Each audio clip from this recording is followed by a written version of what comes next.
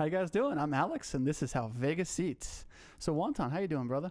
Doing good. Fantastic. So this week I wanted to talk about like kitchen issues and disasters. I sent you that picture of that guy changing the fryer with the plastic bucket, and just oil melted the bucket and oil everywhere, right? Yeah. I had just flashbacks of horrible stuff where that happened, where it was like they're transporting, you have the fryer, the oil's 350, then like, oh, it's probably cold enough to put it in a bucket, and then the bucket will just contract as you lift. Oh, yeah. And the handles came out of the bucket, splashed grease, and it was like a nuclear explosion. Oh, God. Like a mushroom explosion, where it just like the ceiling and then like a 4-foot radius around the bucket, all just grease. Yeah, it's clean grease too. It's not black, jet black grease with fries floating in it, right? It's Of course. It was that, and then like a lot of the fun ones are always hot fryer oil. Oh, God, But there yeah. was another one where I worked at a pizza place, and we would put the fryer oil in a big pot, and I was trying to go out the door, and then the delivery driver came, and like he just stared at me and just waited, so I couldn't exit the building. So as I'm walking, I stopped, and the oil just splash ahead and then splash and blast me in the chest. And it was just like, well, gently set it down and go wipe off all the oil and my remaining chest hair. yeah, right. You know, it melted off your face. Oh my God. I know. I had a really bad one. We had a guy from Dart come in to fix one of our units, and he was like, "Hey, don't burn me. I'm trying to work underneath your flat grill." And I'm like, "Hey, man, don't worry about it." I'm like, "But what's the worst thing that's happened to you?" And he was working on by a fryer, and the girl took the fry basket out and just dangled it over his back and into the next station. He just got up, like looked at her, and just left. Like he's like, "I can't." He's like, "I wanted to hit her so bad." Like just a couple like droplets in your butt crack right as you're trying to do your job. Oh God, just over your back. And we had that at Cheesecake. We had this guy, Jeff, I think that's what his name was, and he was on the ground on a cardboard box inside the pasta cooker trying to change the valve, like the reset valve, because it wouldn't turn on. And we're like cooking over him, like trying not to burn him the whole night. Like that was... Oh man, those guys, they don't get enough credit, honestly. Yeah, the night cleaners, all that, where they're having to work on like soapy, slippery like floors. Oh yeah, oh my God, yeah. Yeah, no, I've seen so many people just like wipe out. Yes. Like, carrying prime rib. I saw a guy wipe out where he was carrying a bunch of stacks of bacon, and he had it up on his like a pizza. Yeah. And then he just slipped, and it was just the way he fell. It just, everything came down. So it was just like sheep hands punched him right in the chest. Oh God, I almost did that when we were at the lake, because in Rick's, the dish room was right by that front door, like where the hallway was, and I needed to get a couple pieces of salmon for a banquet, and I ran down, grabbed it from Adam, ran back, and as I hit that little area, just my feet came out, the salmon went up, and I'm like, I caught it, and then just on the ground. I'm like, but it didn't hit the floor. I got right back up and ran back upstairs. Yeah, we had one server, and he was probably about 300 pounds, and his name was Chuck, and they always called him the truck, so he was Chuck the truck, and I was like, oh, he's probably a big guy, and they were like, oh no, watch when he comes through the double doors, and he came through the double doors, and I guess he wiped out like 2 waiters one time, God. and it was just like soup everywhere, and everyone was just like, Chuck, Oh my Chuck the God. truck coming through. Well, speaking of big guys, we got a big guy here. We got Steve. Steve has been in Las Vegas since '77. He's been cooking for 35 years. He's been divorced 4 times, to 2 men and to 2 women. He loves Mediterranean food and currently works at Vdara that he opened. Steve, how you doing, brother? I'm doing well. Thanks for having me. Fantastic. So thank you very much again for coming on our show. I just want to go on the record that you said a big guy, but I'm the lightest one in the room. That is true. That's true. That's officially on the record. I mean by stature and appearance. Oh, you How about that? There we go. I wanted to bring. So you work at Vdara? I do. I'm happily going on my 10th anniversary there. I'm part of the original crew. That's fantastic. And what was it like opening that hotel? I mean, how did that go? I mean, I opened Aria myself, and it was kind of crazy. Well, you guys had the benefit of actually having an economy behind you at the time. True. As we were opening, the real estate bubble was collapsing here in Las Vegas. Everybody that was the big wigs here in town were losing money, hemorrhaging. Yeah. And we did a soft opening pretty much. And I was really kind of worried about it because we hired heavily. The economy kind of popped. And then all of a sudden, there were trimming staff everywhere. That's crazy.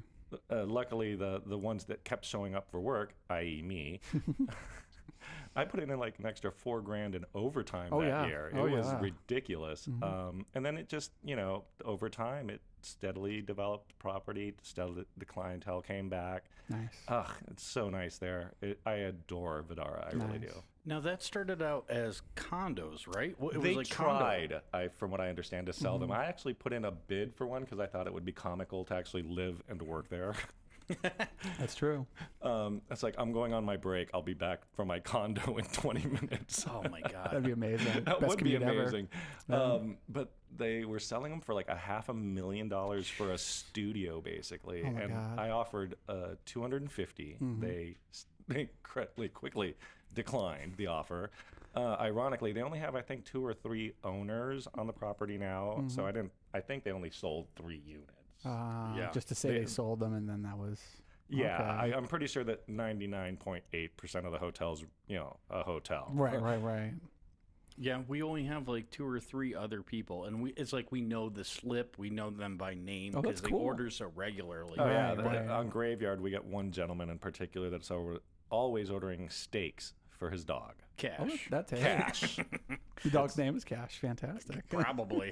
Probably worth its weight in. Oh, geez, that's fantastic. That's cool. How did you guys meet? Did you guys meet at Vdara? At Vdara, Okay. I heard about this gingered, bearded, pudgy white guy that goes by the name of Wonton, and I had to meet him. I didn't know if I was going to crucify him or become his best friend, but we have become best friends. We really have.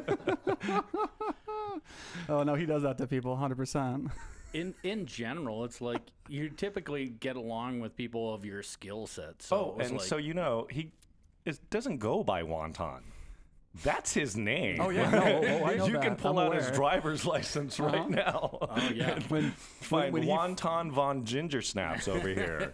That was the first thing we did when he first moved to Vegas. He got off the plane. I took him to the OG, and then after that, we went to the Social Security office, and he changed his name.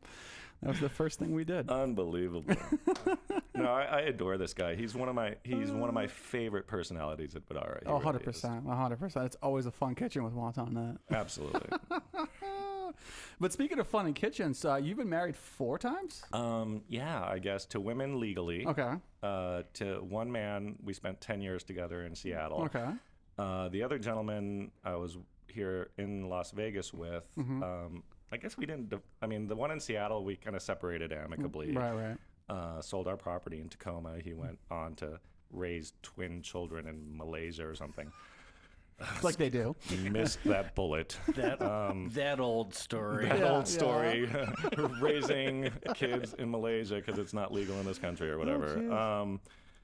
So long story short, my 4th and final marriage, which was to a man here in town, ended almost miserably.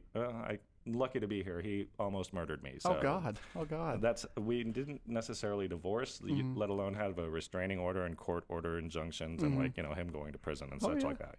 I'm familiar with a few things with that. How was your working, like how was being a chef or cooking? How was that affected your relationships? You mean my one and only true love in life and the longest lasting relationship that has murdered every other relationship in my life? Yes.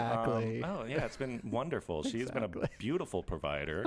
The paychecks have been so nice for so long. Those nice short hours and stuff too. Oh yeah, like barely working, barely having to show up, getting the big paychecks. Right. Yeah, I wish. And it's been 35 years of work. Oh it yeah, really has. It definitely is. I mean, it's there's no real easy days. I mean, I don't know what an easy day would be in the kitchen. And, Anthony Bourdain kind of put this out in his book years ago. It's like, it's the one true relationship a good cook/chef is going to have. Oh, yeah.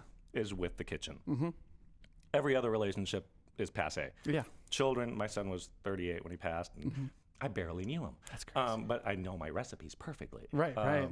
No, I'm being facetious, but the best relationship we have in our lives are in the kitchen, with the kitchen. I agree. With our menus, with our recipes. With the food when it comes out right. The food memories have always just, they're so strong. And when you're thinking about like a particular type of season or a holiday, it's like, for me, it's food.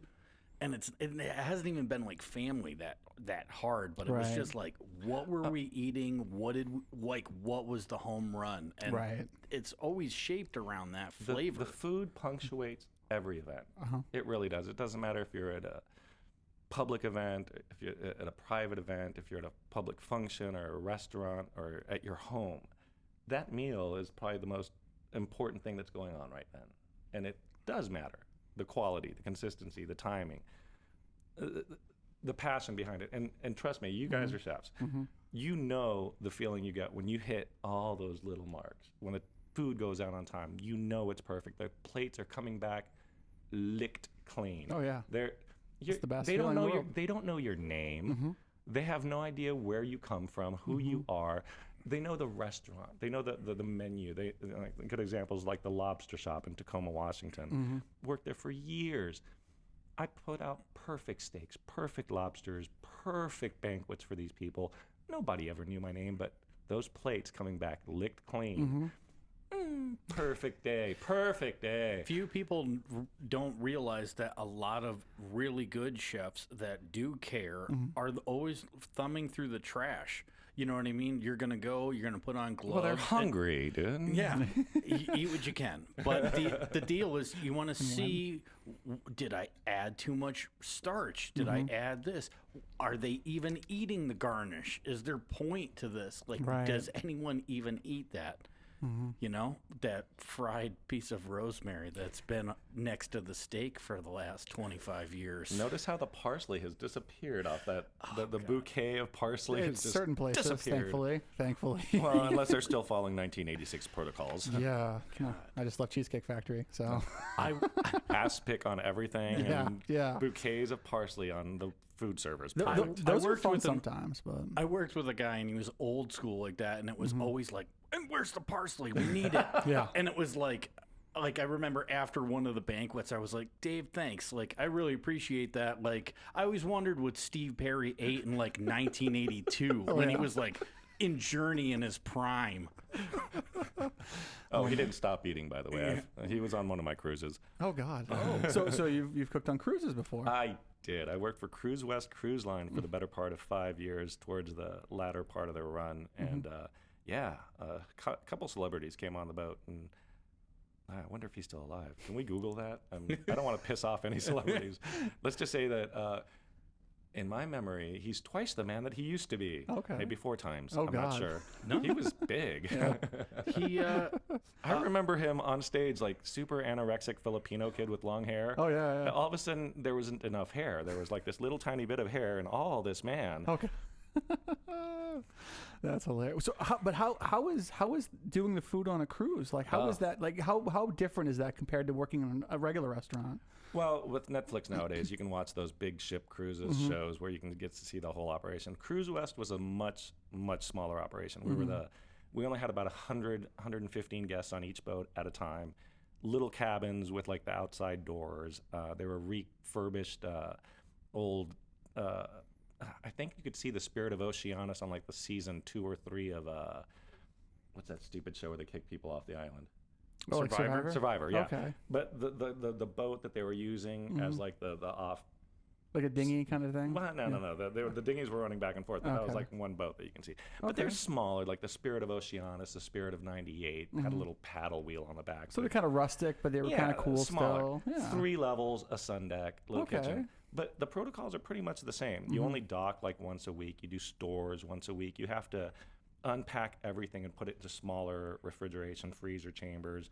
A good example is like underneath the kitchen dish pit on the Spirit of Endeavor, there was a hatch that actually went to dry storage. So you would actually have to rope off the area, open a hatch in the middle of a busy kitchen, and go down 12 like steep rung stairs to this all metal storeroom, like a storage room. Yeah. And all the shelves had like metal racking and everything. So you, anyway, It's super in safe rocking and not dangerous. scene, Yeah, I was gonna say. in rocking seas, it's a lot of fun to go down there to like just put a cushion down there, just dive in. down. Exactly. Yeah, like, oh my god. But yeah, working for this cruise company, it was amazing. I was based out of Seattle.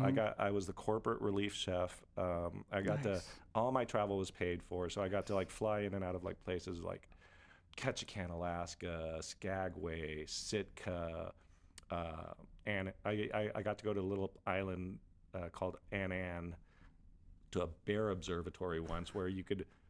I got so close to nature, you could see the 7-foot tapeworm that the bear had drugged his ass across the floor and left there. You could smell the tuna on their breath, or the salmon from the river. What was the sleeping situation like that? Because I've heard the cruise lines. Well, there's you know, all kinds of. you know how I'm the smallest guy in the room right now? Yeah. It was kind As of like you've that. mentioned a number of times. Yeah. Hey, you know, truth hurts. Words hurt, Steve. So long story short, yeah, crew quarters were very accommodating, you could say, to the least. They were 4 people usually to a crew quarters. They're bunk beds, little singles. You were either on top or on the bottom. No pun intended. You're a top bunk or bottom bunk. There was no hot beds on this one? No. We heard about the hot beds where there would always be somebody in one of the beds. Well, luckily, because we're a smaller ship, you had a committed bunk. That's good. Now for your rotation, somebody else slept in that bunk once you got off the ship, right? So on and so forth. Little like reverse locker thing where you could pick up the mattress, and there was like a space underneath there. You could keep your personal belongings. Okay. Now the Spirit of Endeavor, which is like the one ship you wanted to be on, had like old staterooms that were converted into crew quarters. So they had like only 2 people per room, air conditioning, which was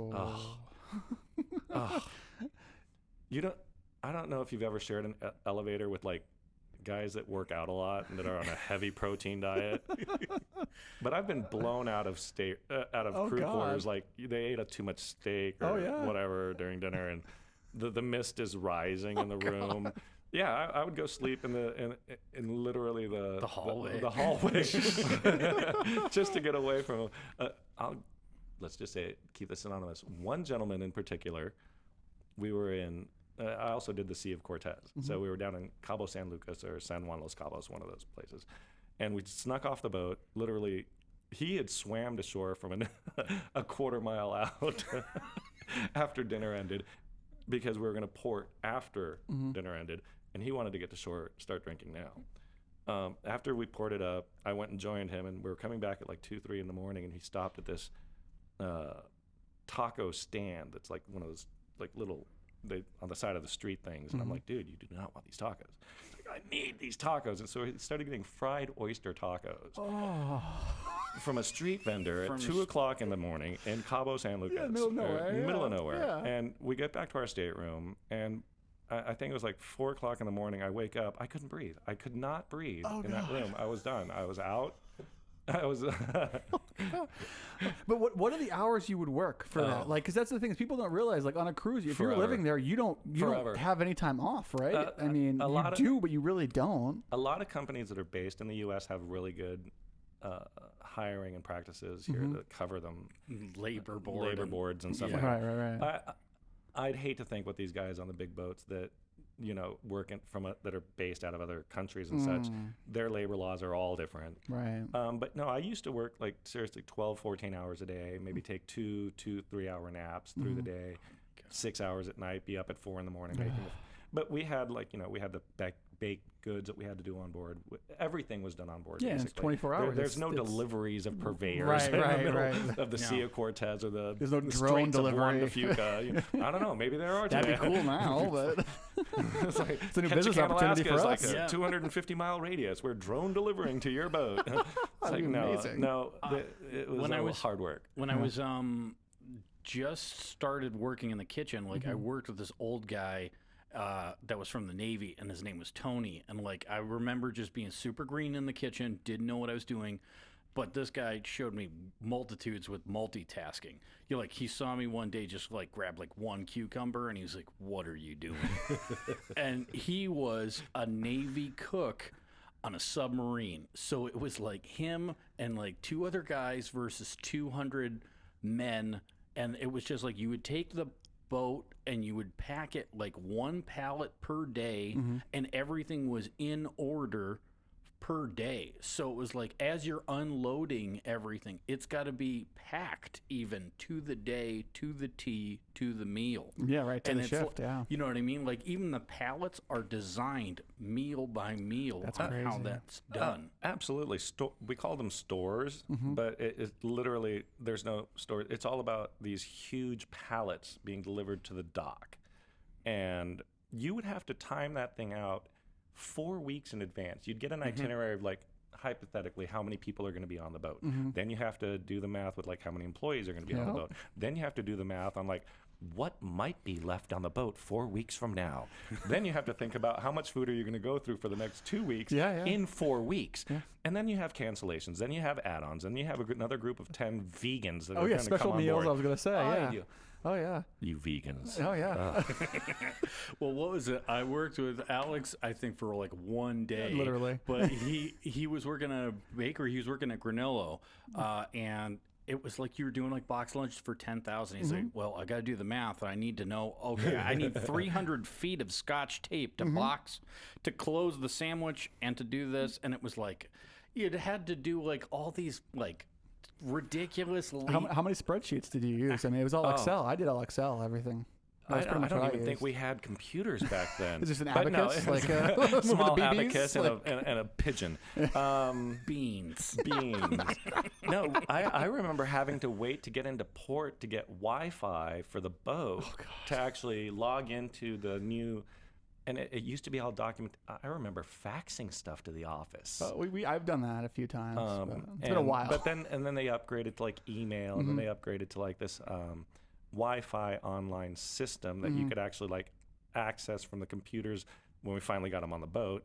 And like I said, this is all pre-internet. Well, I mean, like the internet was there, but we didn't have it on the boat. Right. You know, it's like you'd have to find internet cafes and pay some dude to like let you access your email. So you just have like notebooks basically, right? Of everything written down and Everything was done on spreadsheets at the corporate office on the off season. I was one of the few people that actually got to work on the off season. Nice. A lot of the chefs that worked on the boats would take the summer or the winter off, depending on which itinerary they were on. I would go to the corporate offices in Seattle and work with them developing menus. Nice. We would have test kitchens.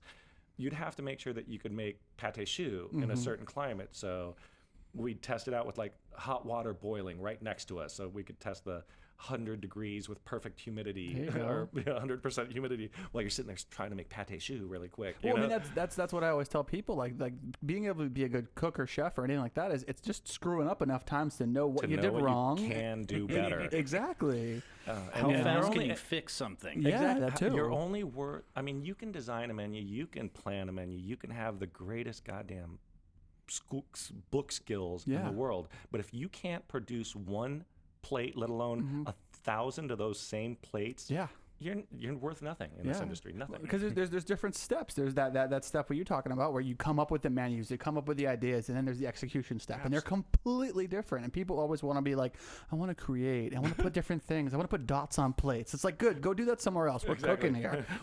We need to do 287 orders right now. Yeah, okay. So I'm watching a lot of the Netflix shows, and it's like I do appreciate the farm to table thing, but it's like, when we're using a different soil and we're using these beets, and we keep I'm sorry. everything. Which multimillionaire is backing that dude? Yeah, exactly. It doesn't matter at that point. Like halfway through the show of them walking, and they haven't even been in the kitchen. I'm like, listen, you want to be a farmer, go play out there. Like you clearly No, it's true. You're in the kitchen. That's Yeah. that's your job. This is your hobby. Clearly, I was like, The one I really liked is Favakin, the one that was in was it Norway, I believe. Oh, yeah, yeah. His was my favorite because the way he had the kitchen set up is the most experienced people would be making the stuff, and then the least experienced be working directly with the chef, so they get to learn the most. Exactly. And that's what I loved, because at the end of the day, the people you work for in the kitchen, that's your teachers. And if you don't work for good people, they're not going anywhere. You're not going to ever learn anything. One of the things I love about this little Filipino gopher chef of mine,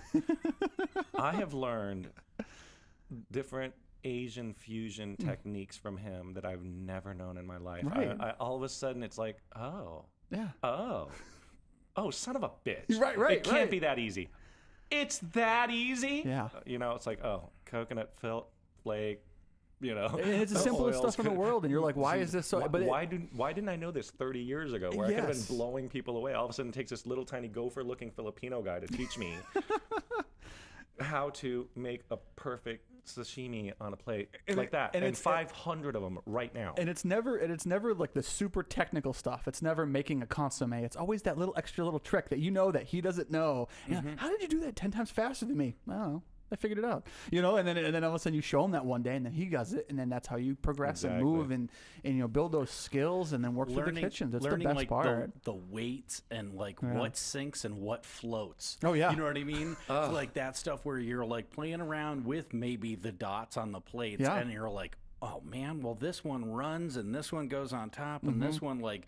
Can I drag that? Can I keep? What's gonna stay? You know what I mean? When I was at Spago, we had a beet salad, and we had to do a drag of olive oil down one side, and then they wanted dots of balsamic in the middle of it. Well, if you took the bottle, put it in the olive oil, and slowly dropped it, it would instantly form dots for you. So you wouldn't have to do it. Have to dot. You don't have to do anything. But it looks super cool, and it looks like you're like the man making dots, and you didn't even have to do anything. The greatest one was it was maybe like 8 years ago. I worked with a guy, and gastronomic cooking was just getting really popular. But it was the microbiologique or whatever they call it. So what he did was he bought all these powders, and so he did like a shrimp cocktail, but he did it, and it was like basically lines painted.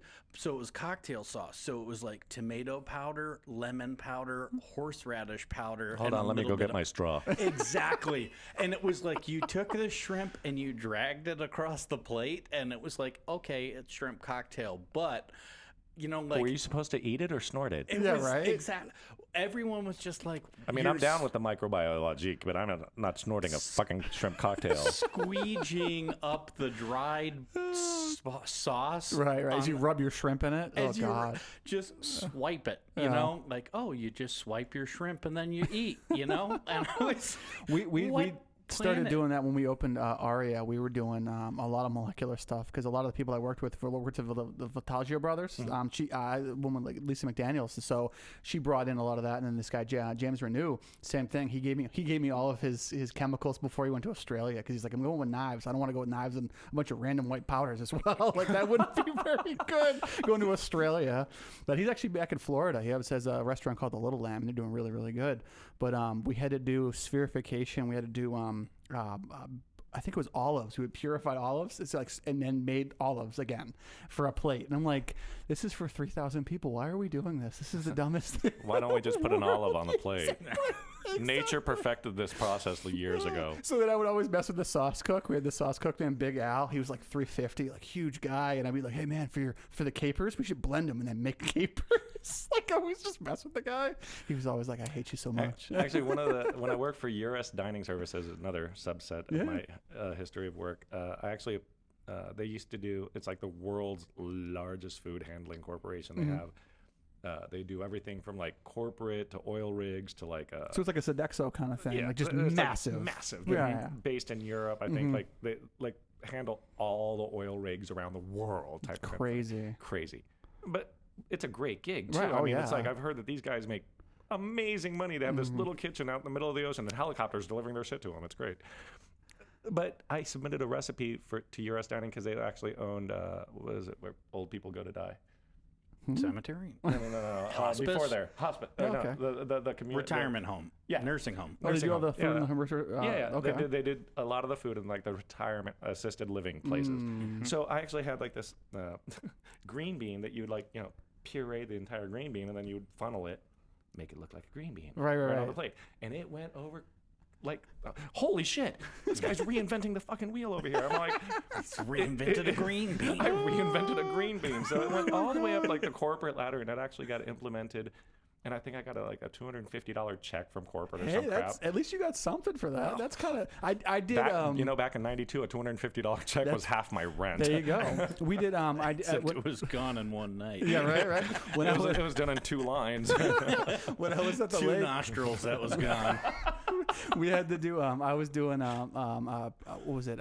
Pomegranate. We were doing pomegranate vinaigrette, and I took gelatin, put it in there, and then dropped it into cold oil and made the little BBs. And I put them. It's so easy. But they were pomegranates before. Exactly, but it was we didn't have the arrows. We only had the juice, so we had to make her. So I made it and I gave it to my chef, and he's showing off at a GM, and I'm like, is he gonna mention my name? And he says nothing. Of course not. We are anonymous. Yeah, 100. And I go, hey, so who are you gonna tell him? And he goes, you just read too much stuff on the internet. You didn't come up with any of that. Like, oh, you can just look online. I'm like, yeah, I didn't come up with it at all. And it made me realize, like, okay, yeah, you can copy stuff, but if you actually come up with things, it's a little different. When you're trying to reinvent the wheel, it really is kind of science. Oh, 100%. Behind the wheel. And I still think nature's perfected a lot of this stuff. Yeah, well, and that's the whole, like, I like the fact that the whole farm to table thing is where they're excited about that. But yeah, cook it. Don't just put vegetables on a plate and go, they're great. I mean, yeah, they might be. I have to dig a hole in the backyard and put it with an ash and wrap it in fish guts or whatever and then cook it. It's like, come on, how farm to fresh do we have to get and here? the thing is like, how many people do you cook for a day? You know what I mean? We're cooking for thousands of people a day. You're not paying for, it's not 3 people paying $15,000 to come down to your little hideaway in Venezuela on the side of a mountain, Yeah, exactly. Like wait, those 3 guests just paid for your next year? Right. Okay, great. That's fabulous. If you can do that, now you can sit there and talk all that shit. Okay, go ahead. Yeah, if you can do that all to you, but if you can't, you have to be able to feed the masses, and that's Some what of us we are just do. Collecting a paycheck, trying to take that quality and consistency to our mass guests. Exactly. What was it? Not massive guests, mass. I ate at like a vegetarian place. I tried Veggie Nation, and it was over on Carson Street. And from there, it was like, it's kind of crazy because that farm to table and that like to open a vegetarian place, like you really have to know what you're doing to have vegetables be the front. You know what I mean? So, and like you're paying so much money for it, for the 100%. vegetables, I mean, so you can't even turn a profit because you're going. And it's all about location as Yeah. well. Like a good example is like when I was in Seattle, I was the chef of this little tiny restaurant up on top of Capitol Hill. I had so many suppliers, so many different farms coming by the restaurant every day. I didn't have to go looking for them. It's the best. They show up with baggies full of They stuff. would show up with like perfect truffles, perfect wild berries, perfect wild flora that's used for garnishing. It's just brilliant.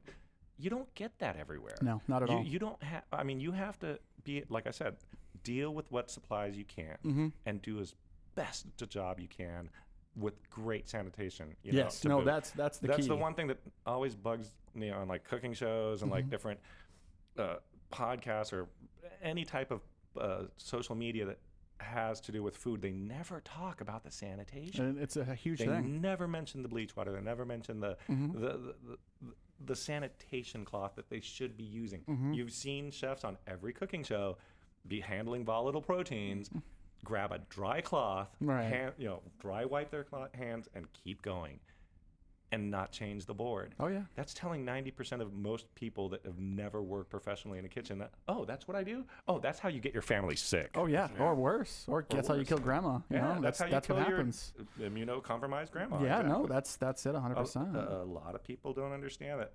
Part of my OCD is implements really well with my culinary because the sanitation has to take forefront. Well, we were talking about that last week, where culinary is such militaristic, and you have to be with sanitation very militaristic. It's either yes or no. There's no middle. It's either it's clean or it's bad. That's it. And I like that fact. That's an awesome thing about cooking. One of the I'll keep it anonymous. At a place I worked once, somebody who I worked with would almost fearlessly go through their shift not utilizing sanitation.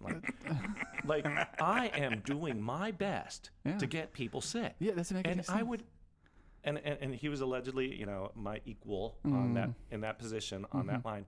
And I would literally freak out. I couldn't handle it. You're lucky if they just rinse their hands under the water, not wash, but just like a quick wet. I would stop. Gloves on. I would stop working and turn around and go, "You're gonna go wash your hands, right?" He's like, "What?" You just put your hands in raw shrimp, rimmed yourself from what I can tell with your right hand into your bungie, and now you're grabbing some tongs to make a salad. Oh God! I'm done with you. I can't. I freaked out. Oh yeah. Speaking of freakouts, do you happen to have any good meltdown stories in the kitchen? Oh, like the worst burn in the world ever? Are we talking like I blew up or like somebody burnt me? Any of the above. Just whatever you think would be the most entertaining to hear. Worst meltdown story. It had to have been at Vdara, I have to admit. All right, at a place I worked once, allegedly. And this was about 2 or 3 years into it. And this was after they had trimmed back the staff incredibly. And then the economy started to bounce back. And all of a sudden we have 1,400 rooms in the tower. And we're starting to get busy on Graveyard. If you only get like 1% of 1,400 rooms. Oh, it's a lot. Yeah. That's 140 orders. Oh, yeah. I dare anyone to try to knock out 140 orders in one hour by themselves. No, not even. It's impossible. So it started getting busier and busier and busier. And one night it got so busy and I was so stressed out. Like my reputation was on the line, not the company's, not the restaurants, but mine. I took it really personally. I mean, I think I kicked over like 2 garbage cans. Oh, yeah. I was using explicatives that would have gotten anyone fired at any corporate hotel at any given point in time. And like my bosses knew the next day, they kind of like just pulled me aside and go like, you know what?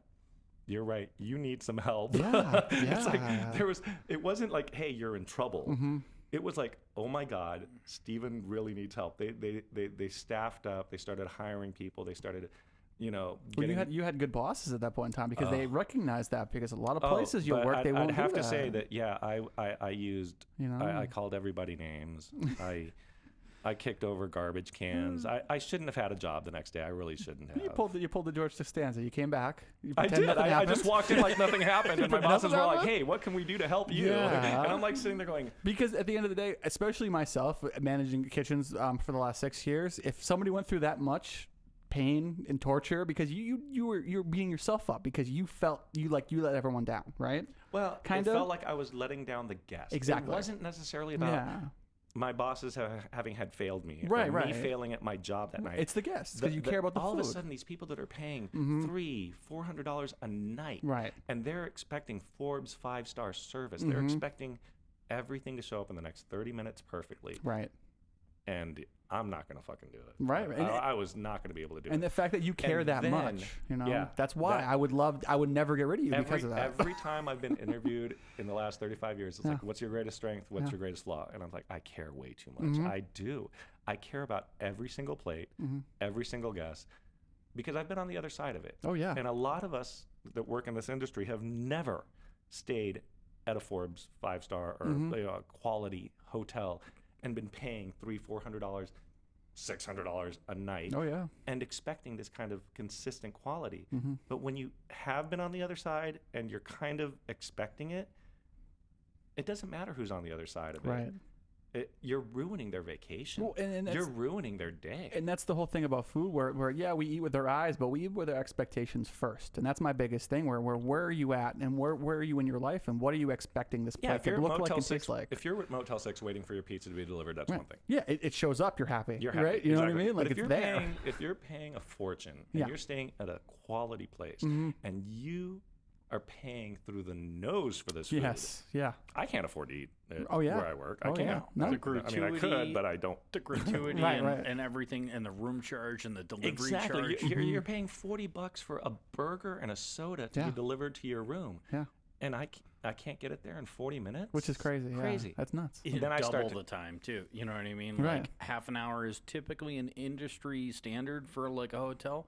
So when you're getting into the hour, Yeah, but- 2-hour wait for like chicken fingers and when you're- chicken noodle soup for your Right, kid. That's And at 2 in the morning, the difference between 40 and an hour and a half is everything. Huge. Awake and asleep. That's Yeah. the difference. Oh yeah, the hookers have gone home. The cocaine's run dry. The alcohol has evaporated. I'm asleep in the bathtub. You're by asleep in then. the bathtub by then. As long as your Exactly. floaties are on, you don't die. That's it. So, well, I wanted to thank you again for coming over. This has wanna- been so fun. Oh my god. Podcasts have been my lifesaver the last 10 years. I've been listening to like everyone in the world. Adam Carolla is my Nice. hero. Nice. Anthony Bourdain's Yes. perfect. Joe Rogan. Yes. Can't talk about him enough. Geez, thank you. Of course. Gentlemen, this has been a delight. Thank you. And I love my voice on It tape. sounds great, doesn't it? Perfect. Anything you want to plug?